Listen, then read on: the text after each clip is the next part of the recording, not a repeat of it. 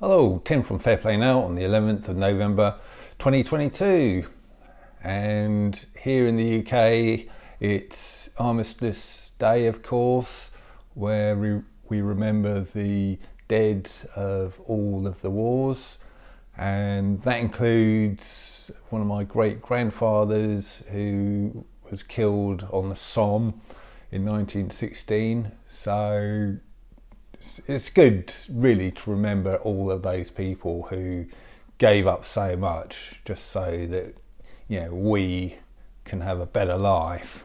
And, you know, that's why I'm so keen to do my bit to fight hard so that people in the future can have a better life as well, rather than just throwing away all of the hard-won freedoms. So just a little bit of remembering today, I think, is in order, and with the events of the last 3 years, that remembering takes on a kind of a completely new dimension as well, I feel. So before I carry on, a little bit of housekeeping. I'm not going to do any videos over the weekend, so I'm going to be back on Monday after this, purely and simply because the weather is looking really good for this weekend, at least in my part of the world. It's going to be sunny both Saturday and sunny on Sunday as well, all day long on both days, and about 15-16 degrees C, so which is amazing for the UK at this time of the year. So I'm going to make the most of it, get out on the bike and have a good old cycle. About, hopefully I'll get in a good sort of 30 or 40 miles over the course of the weekend. So I won't be back until Monday, but to make up for it, this is probably going to be quite a long video because I've got a few bits and bobs to mention here. Another bit of housekeeping, that thing I talked about yesterday, the event in Burgess Hill. If you don't know what I'm talking about, have a look at yesterday's video. It's all on there. And tickets for it, they are almost gone. I think there's a handful of them left. So if you're quick, you should be able to grab one. And yeah, it should be a great event.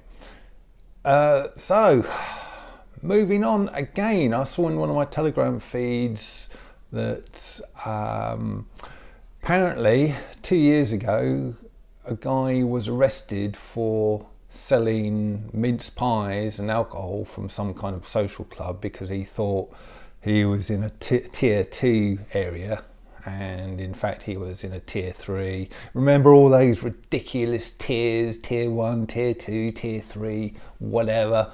And the guy, you know, kind of tried to get out of it by saying that, you know, he thought he was in the wrong tier or another tier, and also he tried ringing up the CCTV company and getting them to delete the footage so the police couldn't see it. So he's been sentenced for 6 months. Now, if you look at it the wrong way, you'll be outraged by that, because you'll think, you know, a man was arrested and he's been sent down just now. You know, this is just recently that he was sent to prison. Yeah, that's an outrage. People shouldn't be getting sent to prison for breaking lockdown rules. Well, to be honest with you, he probably wouldn't have done that. He was actually done for perverting the course of justice, you know, the whole CCTV thing and that kind of stuff. And the law comes down hard on you if you do that. There's been ministers in the past who have been, you know, government ministers who have been arrested and sent to prison for doing that. So I think that's where the guy went wrong. It wasn't because he broke lockdown rules that he was sent to prison. It was because he perverted the course of justice. What he should have done, he just should have just admitted it. Say, yeah, hands up, I know I am breaking these rules and I'm doing it because I think these rules are unjustified. They're an unwarranted infringement on my freedoms. I do not consent to them. and that is why I am ignoring them. If he'd taken that tack, I don't think he would have been looking at a prison sentence. In fact, he would have probably had his court case thrown out. So you might hear the spin from other people that, oh, that's terrible, you know, people are still getting thrown into prison for breaking lockdown. Well, I don't think that's where he went wrong. I think it's, as I say, because he tried covering things up and perverted the course of justice. So I thought I'd just make that comment on that one. Another event, much bigger event, of course, I'm going to make a comment on, and that's the US elections. Now, I was hoping to make a bit of commentary on that earlier in the week, but it's because things, as I understand it, are very close. We still don't really know who is going to have control of either of the houses, and the red tidal wave, red tsunami that many people were predicting hasn't materialised. So things are on pretty much a knife edge yet again, and yet again people are sort of blaming this on shenanigans, shall we call them. I'm not going to really make too much comment on that, because I really have lost faith in all politics. I think both sides are as bad as one another. They certainly are here in the UK, and I think all of this, only having two choices of party to vote for is ridiculous. But the comment I would say is there can only be, as far as I'm concerned, three possibilities as to what went on in both this recent election and the one 2 years ago as well.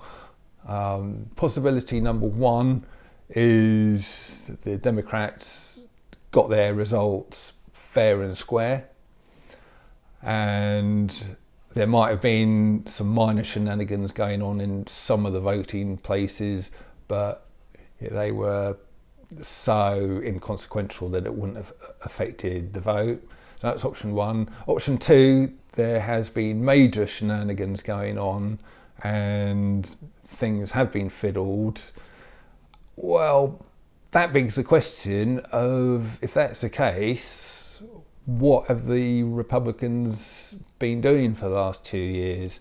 Yes, they could argue 2 years ago that they were caught with their pants down, but this time round, well, you've had 2 years, haven't you, to get prepared and stop this stuff from happening again. And if they've just sat back on their on their backsides and let it happen a second time, you've got to ask yourself why. It's a question of, fool me once, shame on you; fool me twice, shame on me, isn't it?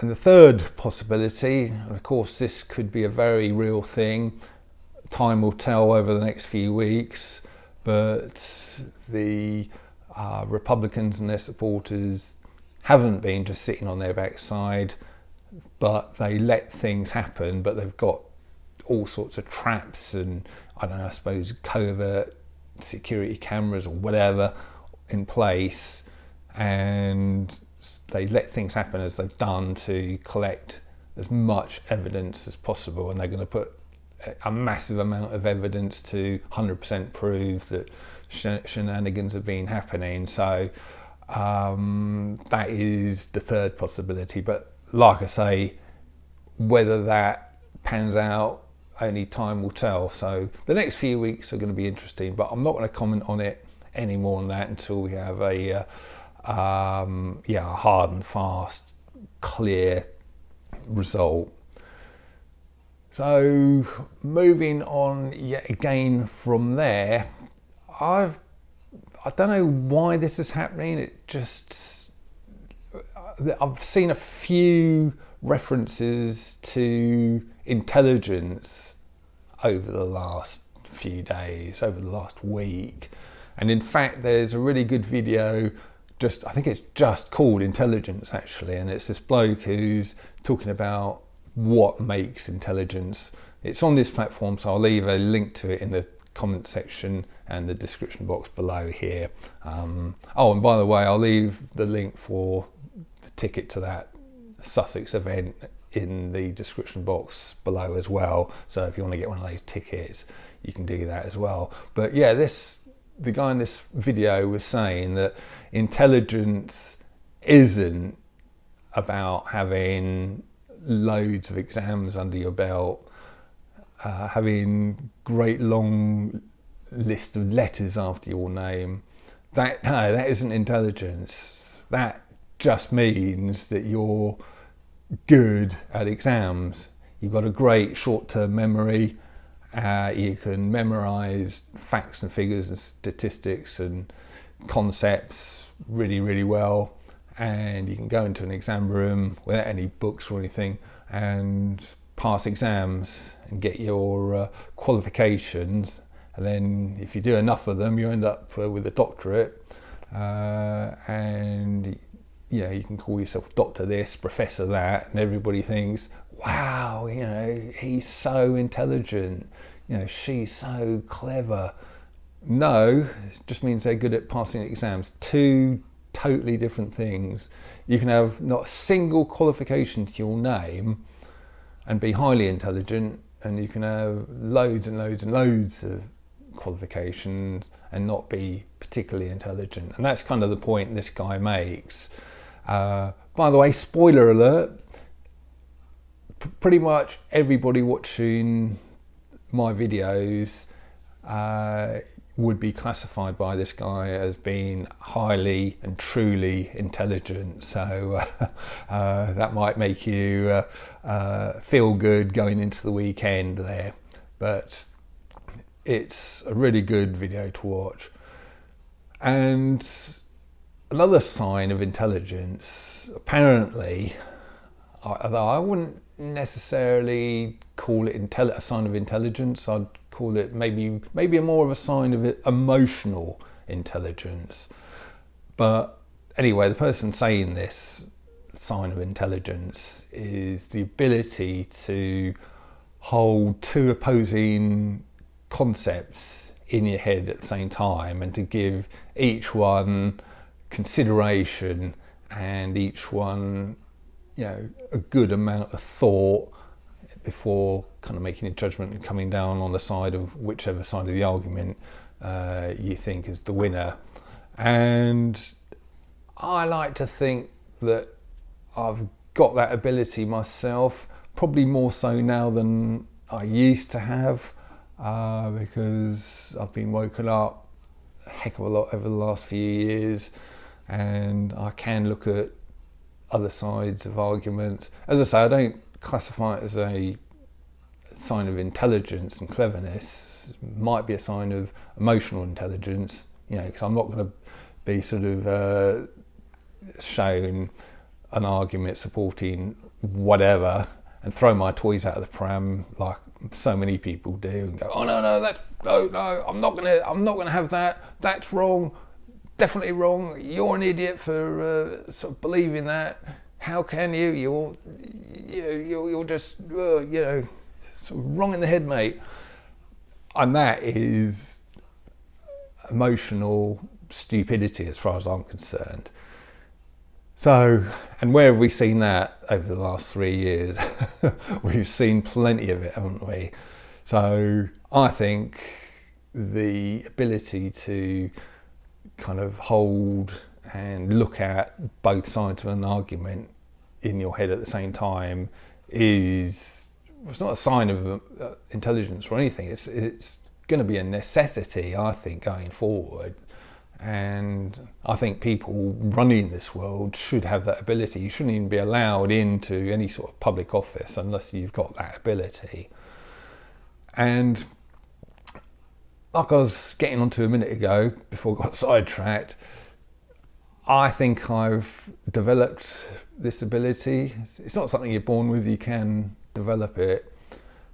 I guess really because we all know that the powers that shouldn't be, the media, the government, have been lying about the lurgy, about the V's, and so many other things. And you kind of then start asking yourself the question, if they were lying about that, what else have they been lying about? And what that's done for me is nothing is off the table. And I don't care what truther thing you want to think of, or conspiracy theory, if you want to be more unkind, you want to talk about.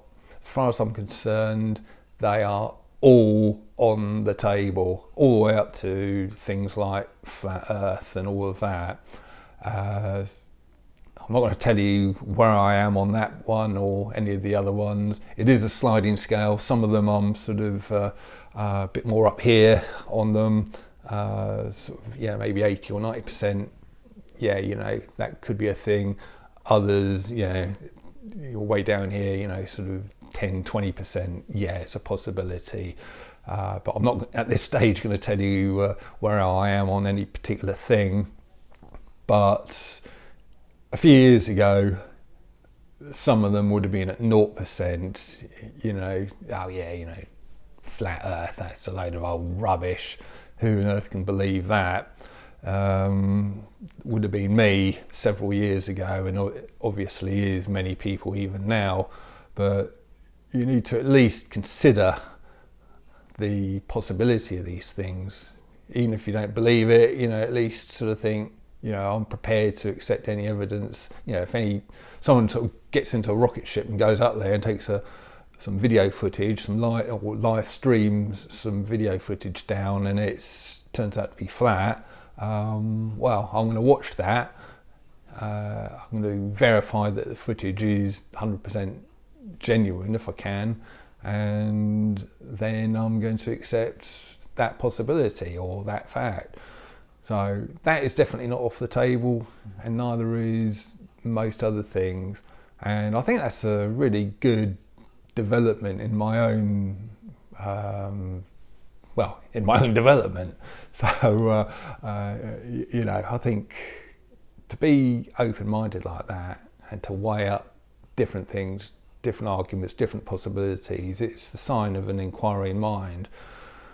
And possibly even bigger a thing on top of that is the whole evolution versus creation debate. Now, obviously, most people out there, all of the powers that shouldn't be and everything else will tell you, oh yeah, everybody knows it's evolution, mate. You never heard of Darwin, and all of that. Only sort of kind of religious crazies believe in the creation side of thing. Again, you have to look at both sides of the argument. You have to see, instead of just instantly dismissing it like that, you have to, and after all, there might be people, as far as the powers that shouldn't be are concerned, who want you to instantly dismiss it like that. And then you're going to ask yourself the question, why would they want that, of course? Could it possibly be because there is some kind of truth in the creationist side of things? So that is something, again, I've opened up my mind to and that I'm looking into. Now, it doesn't really matter what you believe, whether you believe in God, the Christian God, or another God, or no God at all. It really suggests, the creationist side of things suggests that there is some form of some intelligent entity who created the earth, life on earth, the universe and everything. And I've seen a video recently when I went up to this event in the Midlands and met up with Lee and Marty and all the rest of the people up there. I had a little bit of a word with Marty, asked him what he did for a living, and it turns out that he works for something called Creation Ministries, who have got lots of books and videos and all sorts of other things, and that they sell. And he actually works in the warehouse packing up things ready and getting sent out and everything. And he very kindly sent me a DVD for free, and it's called something like the Evolution's Achilles heel is what I think it's called, if I remember correctly. And it is very interesting. It just puts over the creation side of the argument, and they have got some really compelling arguments in this film. It's very professionally and slickly produced. They've got a load of top kind of professors and all that kind of thing, type of people presenting on it. And they have some very, very interesting arguments, which gives a lot of credibility to the creationist argument. I think the ones that stood out for me in this film were, the evolutionary side of things says that evolution started with a primordial soup, where some non-organic compounds sort of transformed themselves somehow into organic ones, and that's how everything started. But in this film, they were saying that the chances of that happening were it's literally billions and billions to one, if that. And also things like DNA, RNA, they need. There is like almost like a programmer language in that, like a computer programming language in the makeup of that. And of course, you need something of intelligence to create a language. Otherwise, it's just like flicking ink onto a blank bit of paper and expecting it to form a sentence. It's just not going to happen. So they have got some really, really compelling arguments. So it's well worth watching that film. Now, you're going to have to go to Creation Ministries if you're interested and buy it. It's only about £8, so it's not a lot of money. And I'll leave a link to their site in the description box below. So there'll be quite a few links in there actually today, because I've talked about a lot of stuff, and this is really getting long, this video. 23 minutes, blimey. I haven't made one that long for a while, but you're not going to be hearing from me over the weekend, so you've got plenty of time to watch this video, I guess. So I'll leave the link in the description box below, and if you want to order it and then watch it, I think you're going to find it quite interesting.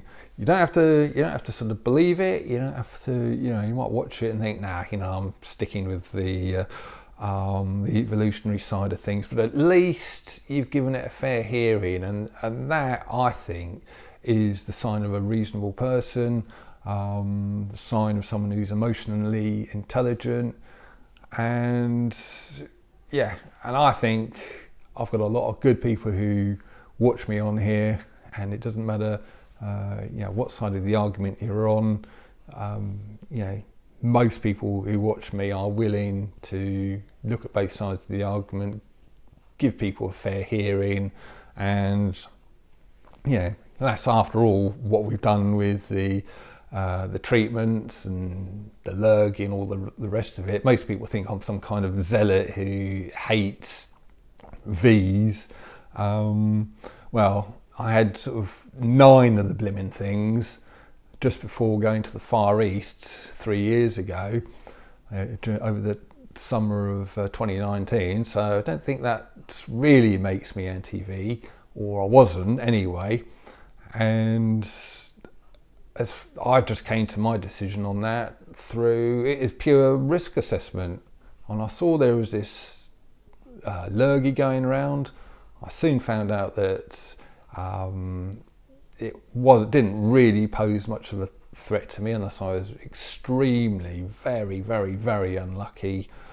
And then I saw a new experimental treatment came along, and I just thought, well, that sounds a bit dodgy. So you're expecting me to take something a little bit dodgy for something that I don't deem to be much of a threat. So that was my thought processes at the time. That was how I worked through it, and it was a risk assessment. I didn't just immediately dismiss it. I didn't say, oh no, I'm definitely not going to have that. That's as soon as someone first mentioned it. No, definitely not. I was like, well, I'm going to do a risk assessment on it. And yeah, I think just behaving a bit reasonably like that and being open-minded, making a decision on, sort of rational things, evidence, is the way to go. You can't just make a decision, an intelligent decision, just by what the BBC says or what the government says, because then you see there's conflicts of interest going on there. And then you sort of think, well, are they really as impartial as they should be? And you've got to take so many different things into account. So that's what I did. I made what I think was an intelligent, rational decision on that after weighing up the pros and cons. And that's what I think what you're going to do. Anyway, before this gets up to half an hour, I'm going to leave it. So there's going to be 3 links, one to that intelligence video in the description box below here. Then there's going to be the Eventbrite link for the tickets to this event in Burgess Hill, Sussex, that I talked about in yesterday's video. Very worthwhile one. And finally, there's going to be a link to Creation Ministries, Marty Bucko's organisation. And if you want to order that, that link I'll be putting on here will take you straight to the page, but I think you've got to scroll down slightly to see it, and then you'll see Evolution's Achilles heel, and just click on it and buy it, I guess, if you want to do that. So with that all said, I'm going to leave it, and I'm going to go off for my cycling tomorrow. Enjoy what looks like is going to be some nice weather. Have a great weekend, and I'll be back with you on Monday. Tim from Fair Play Now, thanks for watching.